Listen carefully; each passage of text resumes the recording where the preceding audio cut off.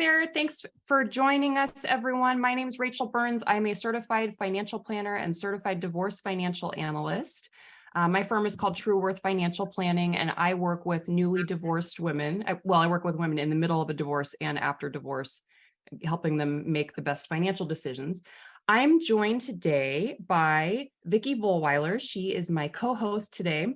Vicki is not only a certified divorce coach, but she is a college planning expert. So she has this superpower at the intersection of divorce and college planning that just makes her incredibly valuable, because if you can imagine how complicated divorce is on its own and how complicated college planning is, you do those two things at the same time, it's like really overwhelming. And so Vicki specializes in just that. She helps people with navigating financial aid scholarships, student loans, college planning, and she works specifically with people going through divorce. So Vicki, thanks so much for chatting with me. Thank you. And I'm curious how you ended up in that specific area. A good number of years ago, before I separated and got divorced, when I was thinking about it, I was thinking about the future for my kids, and I was thinking about college. And I had actually gone to a college expert and started to say, I was thinking about divorce. What do I need to know? And their answer to me was, well, you have plenty of years to worry about it. Come back to me after the dust settles, when he's closer to high school. And that just wasn't the right answer for me. You could be thinking about sending the kids to college when they're in high school. You could be sending the kids to college when they're 3 years old. So, I work with all people that have questions and concerns and want their answers addressed. Don't want to wait a few years. So I do specialize in working with people that are separated and divorced. So I do also work with other single parents, such as widows or people that have always been single parents, and of course married people also. But yeah, my niche is focused on separation and divorce. No, it makes so much sense that you would. It's unfortunate that whoever you were speaking with was like, "Oh, don't worry about it until later," because there's so much that you can do now to make that a much easier transition later. And if you don't try to work out some of those things, especially if you're getting divorced, if you don't even think about, well, what about when the kids go to college, even if it's in 10 or 15 years or whatever, if you don't talk about those things now and come up with a plan, that could be a major problem down the line.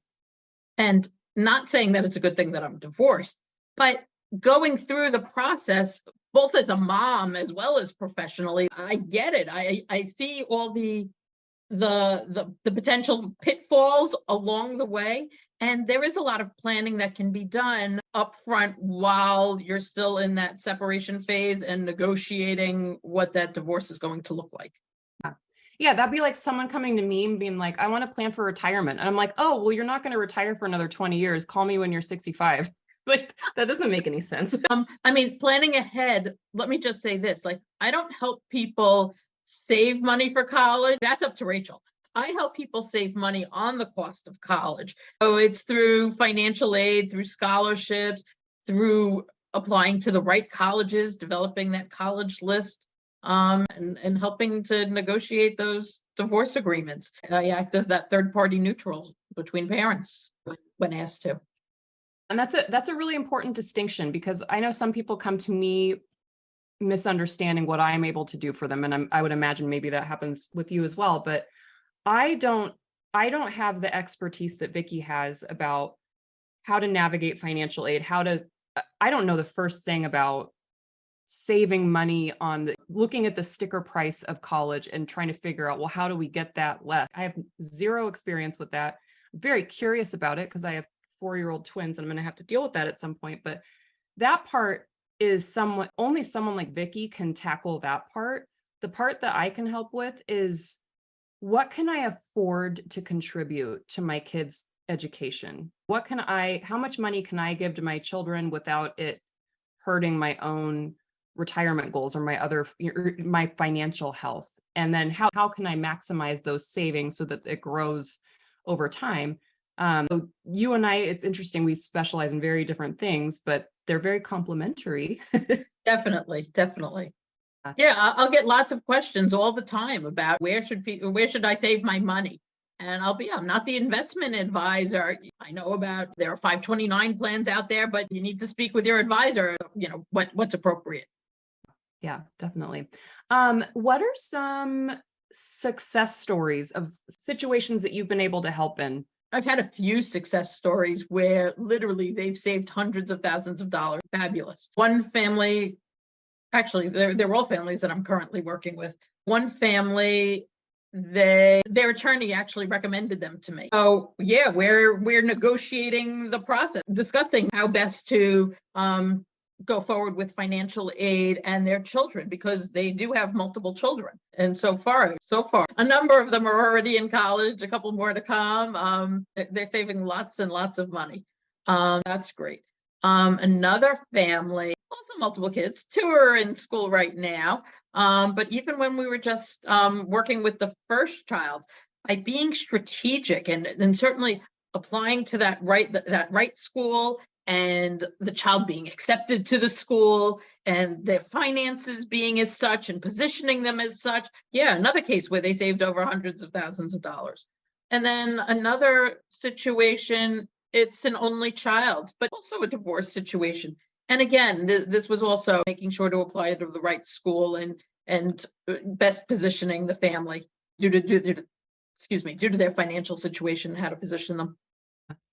It's crazy what a gigantic financial decision choosing a college is and choosing how you're going to pay for that. And it's crazy. Sometimes the kid's the one making all of the decisions, and sometimes the parents are involved, but this is a decision that could potentially cost you hundreds of thousands of dollars, which is mind-boggling to me. That's like you could buy a house somewhere, probably not where I live, not where you live, Vicki, but somewhere in the middle. But yeah, this is a giant, this is one of the biggest financial transactions that you'll probably ever make. And it deserves your time and energy to make sure that you're getting all the information you need to make the best decisions. What I see, what I always see, and it's not even like 95% of the time, what I always see is, and I'm working to flip this, is that typically the parents have the kids, or they're working together and they're putting together a college list, but they're not so often thinking about the finances. Let's apply to these schools. Let's see what happens. And then we'll look at the finances at the end. And when I work with clients, I say, no, let's flip this. Let's take a look at that college list before you apply. Let's figure out what the projected costs will likely be, not the sticker prices of the schools, but specific to their household. Because even if there's a neighbor in the same grade applying to the same schools, because their household makeup, their financial situation, everything could be different. The two families could be paying completely different prices for the same school for their children.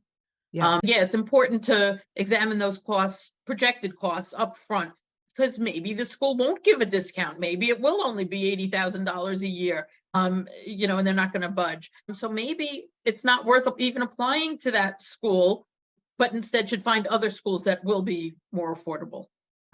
And I see that too in clients where their planning consists of, well, Johnny's going to apply wherever they want to apply, and we'll just kind of figure it out after the fact with the financing. Right. And I'm like, first of all, when you have that approach, the cost could be, there's no cap on the cost, basically. Like if you're just whatever, just apply wherever and we'll figure it out. Does that mean they're going to apply to out-of-state schools? Are they going to apply to private schools? Are you planning on paying for all of their costs? Are you planning on paying for their apartment?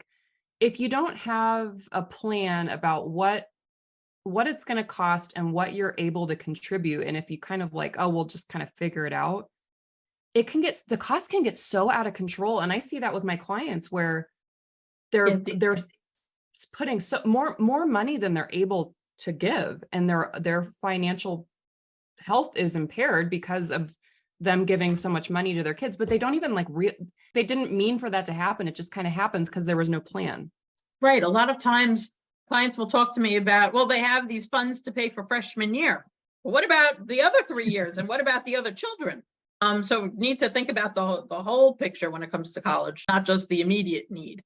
I totally get that it's kind of hard. It's hard to formulate those goals when your kids are small and that college seems like this far away thing. But it is something that you do need to think about, and you don't need to. We don't know what college is going to cost. We don't know if our kids are going to get scholarships or if they're even going to want to go to college or whatever, but we still do need to do some kind of preliminary planning, and looping in someone like you can make that process so much easier, because I wouldn't even know how to start. So, I mean, this process seems really big and complicated and abstract, but working with someone like you can make this totally manageable. In the work that I do, where to start? Start by looking at colleges that your child would likely like to attend. Start putting together a list, or I can even help with finding schools and putting together a list. But that's just looking at the academic, the social, and I'm not the typical advisor. I don't go and visit all of the schools. I'm just looking at schools from a data perspective. I just want to put that out there. But then after we have a list of good schools and that you've researched them and you think they're a good fit, and yes, Johnny would like to apply to them, let's look at the numbers before actually submitting those applications. Make sure it's also then going to be a financial fit for the family, besides academic and social. And that would be nice, to not be wasting time submitting applications to schools that you have no hope of actually going to. It takes a lot of time to do that. And I've seen too often, senior year, May 1st is typically decision day, where everybody's supposed to decide what schools they're going to. And I've seen too often where, say it's like mid-April, and Johnny or Jane or whoever, the child, they only want to go to a certain school, and the parents really can't afford it. And then they have to disappoint the child, and the parents are upset, and the child is upset. And so much better if everybody can talk about it and get on the same page at the beginning of the process, whether that's 11th grade, early 12th grade, but before submitting those applications, getting on the same page. And that may even include, and trust me, I know we're talking about separation and divorce, and it's not easy with both parents. And every state has different rules and guidelines in terms of if college is included or not included in terms of the divorce agreements. Even if you can share with your child, even just one parent sharing with the child, how much they are able to contribute to the cost of college, what is going to be doable and manageable. I certainly don't want the parents going into debt and jeopardizing their retirement. The kids are only allowed to take out up to $5,500 in student loans freshman year. So it's a difficult situation. It's important to get the kids on board with an understanding of what's financially feasible. Because you can't count on the kids to understand your financial situation. And it's not like they're going to say, "Oh, mom, I know that you need to prioritize retirement, so I'm going to," they don't care. They don't understand it. And I don't even fault them for that, but the kids are going to accept whatever you're going to offer them. So it's up to you to determine what you're able to do, rather than just let Johnny steer the figure out where he's going to go, and I'll just figure it out later. You have to really take an active role in this. And if these conversations sound difficult, getting everyone on the same page, those conversations are going to be difficult even for two married parents. When you have the divorce thrown in there, trying to come to an agreement on all these things, because you've got each parent, and then you've got the kid, and everyone kind of has competing interests. That's why having you, a third party neutral who has the divorce expertise and has the college expertise, that's your solution there. Yes, there are times I'll meet with both parents. And why am I meeting with both parents? Well, first, it's for the benefit of the child. So usually it'll be both parents and the child. But sometimes they don't necessarily trust getting information from each other. They want to hear it directly from me. And when we do meet, I'm always extremely sensitive, certainly being divorced myself, extremely sensitive of, keeping what is confidential information confidential, and not sharing things that aren't that are on a need to know basis with one Yeah. another. If need be, I'll ask parents to text me during our sessions just to, if I need a financial number, if I need something from Yeah. them. You're like, write it on a piece of paper and push it over the table to me. And just going back for a minute, we were talking about the kids and not understanding, and they shouldn't understand about finances. There were some times, whether divorced, married, whatever the circumstances are, that I'll sit down with the parent, the parents, the child, and we'll start talking. And Johnny only wants to go to that school that's $80,000 a year. And we walk through and start talking about what it looks like with student loans and payment plans and what that future might look like for them, as well as what it will look like for the parents. So they get a better understanding. Unfortunately, and trust me, I get it, I'm a mom. Sometimes our kids don't want to hear it from us, but if they hear Really? it from somebody else, they're more receptive. No, it's so true. I've had so many parents thank me afterwards. They saved all this money because now their kids understand it. Yeah. And I said it's not their job to understand, but it is. Ideally, your kids do understand the financial transaction behind this, because this is something that has a huge, maybe it's something that the kids aren't contributing anything, but they still should understand, I think. And then especially if the kids are going to be taking out student loans, they need to understand how that works. What is that going to look like when you are in repayment status? What's your income likely going to be when you're done with school versus how much is your payment going to be? Because I Right. see people just sign up for student loans with no thought about what that's going to mean in the future. And I see people years and years later who had student loans that got out of control, and it's still haunting them. I have clients in their 50s that are still dealing with their student loan payments. Right. I have clients that have kids that now need to take out student loans, yet they're still paying off their own student loans. Exactly. How Right. horrifying is that? Right. And we're talking about all different types of professions that the parents are in. Some are attorneys, some are, it runs the gamut. Student loans affect everybody and all Absolutely. different, certainly at all different income levels as well. But what are some tips that everyone can use, not just maybe divorced parents, but what are some tips that people can use to save on the cost of college? Certainly start early with putting together the college list, making sure that the schools will be affordable. Then senior year, October 1st is when the financial aid forms open, FAFSA. It's important to get those forms submitted. If you need assistance, College Financial Prep can help with that, but very, very important to submit those forms. The forms are important for a number of reasons, not just for need-based aid, but filling out the form is also a way to apply for the students to apply for the student loans. It's also a way for the students to apply be part of a work-study program. It's also almost like an insurance product. Heaven forbid something happens, a parent gets hit by a bus. There's this all of a sudden change in household income. There could be any number of circumstances that would cause a change in income, whether it's medical illness, job loss, divorce. Anyway, if you have the financial aid forms on file, then it is possible to ask the school to re-review it sooner and adjust the cost for the current year, as opposed to having to wait a full year to do it again. Very, very important to fill out those financial aid forms. And there are some schools that want the financial aid forms on file, even to award merit scholarships. Not all schools, but there are a couple. They want to see that you're looking for, I guess, they want to see that you're looking for money before they award it. That makes sense. That's funny. And then what's the FAFSA Simplification Act? What should people know about that? FAFSA Simplification Act is something that's in the works. It should be going into effect for the next year. Lots of people are complaining about it.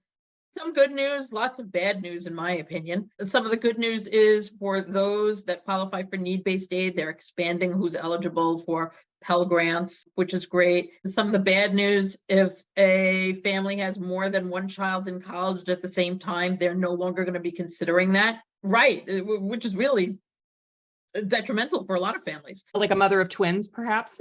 Correct, exactly, definitely.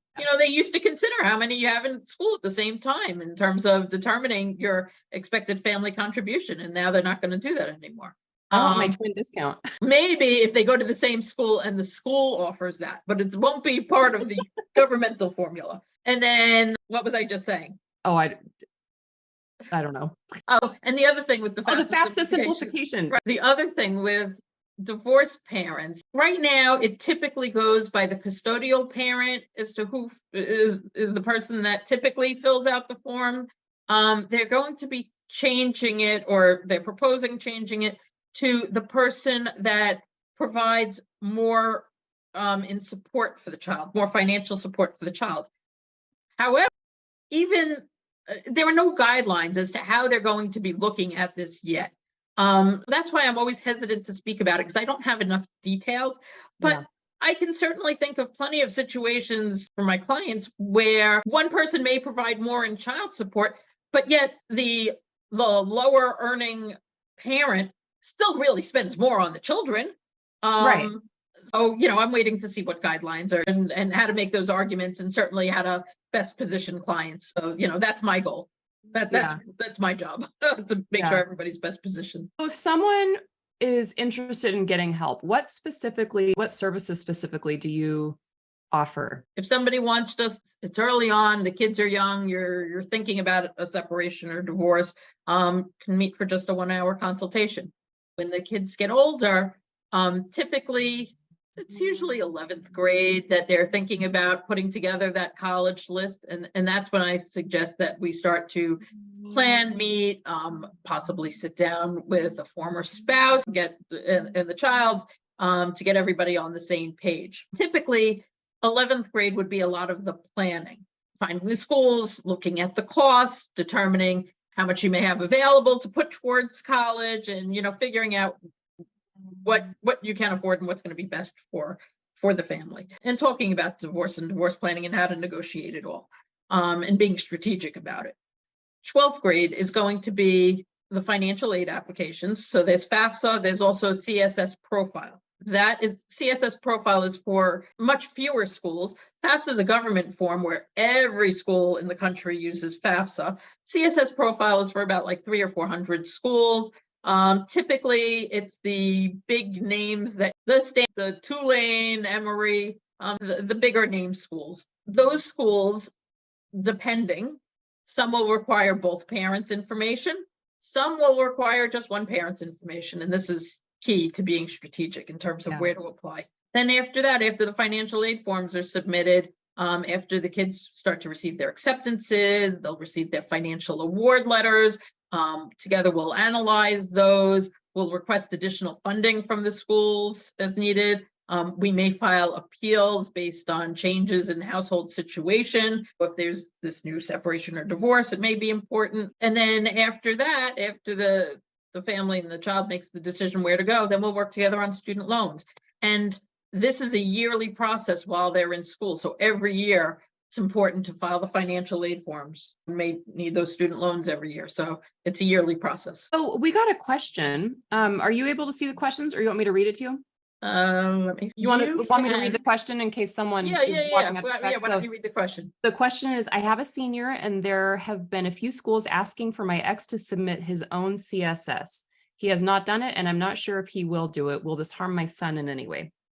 It's possible that it will harm your son. There is a form, a CSS waiver form, that you can use and request a waiver. It is not guaranteed at all by any of the colleges, but you can certainly request. Maybe it's even possible to show documentation that you requested his father and he's to submit, and he's just not responding. Typically, they want to know that there's, virtually no relationship between parent and child. But yeah, it's a very difficult situation. When that type of situation, that's one of the reasons that I'm so emphatic about being strategic and applying to the right schools when you know what you're dealing with. That's a good question. Is there anything else that you want to share before we jump off? For me, it sounds funny, but I guess I'm going back to the divorce coach. And I know that it's a huge issue in divorce, especially when we all have trouble communicating with exes, but it's all communication. When it comes to college, it's communicating with our former spouses when possible. It's definitely communicating with our kids and trying to all get on that same page and work together. That's really the bottom line goal of how to save money on the cost of college, as opposed to just letting junior decide where they're going. There was somebody I was talking to the other day, and all they want to do is to let their child go to the $80,000 a year school that their child is dreaming about. And I'm just like, and they faced financial difficulties, and there was just lots of stuff. There's no way. How can you? I know it's their dream school, but I hate to say, sometimes we have to be a little more practical. Yeah, definitely. I see the same thing too. So no, communication with the kids is definitely the biggest thing. And start early. As far as even in 10th grade, certainly early 11th grade, start driving to different college campuses. Start asking them thoughts about what they might like to do when they grow up. Definitely start having those conversations, and then it'll be easier to start having the financial conversation. Well, I'm going to go home tonight and have a conversation with my 2 4-year-olds about college costs and how we're going to rein it in. So I'll let you know how it goes. Might have to call you in on that conversation. It's funny. I have a 24-year-old and I have a 14-year-old. Oh my gosh, my 14-year-old, she has it all planned out. She's good. Good. She knows. Well, she can come work with mom someday. Well, I think this is super interesting, valuable information. And if people want to learn more, they can reach out to either of us.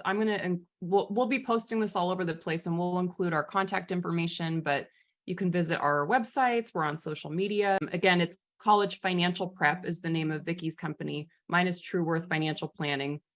Vicki does the how to save money on school, dealing with financial aid, student loan, stuff like that. I deal with what can I afford in the context of my other financial goals. So between the two of us, we can tackle just about any question on this. So thanks so much for tuning in, anyone that's watching, and reach out if you have any questions. Thanks, everyone. Thanks. Take care.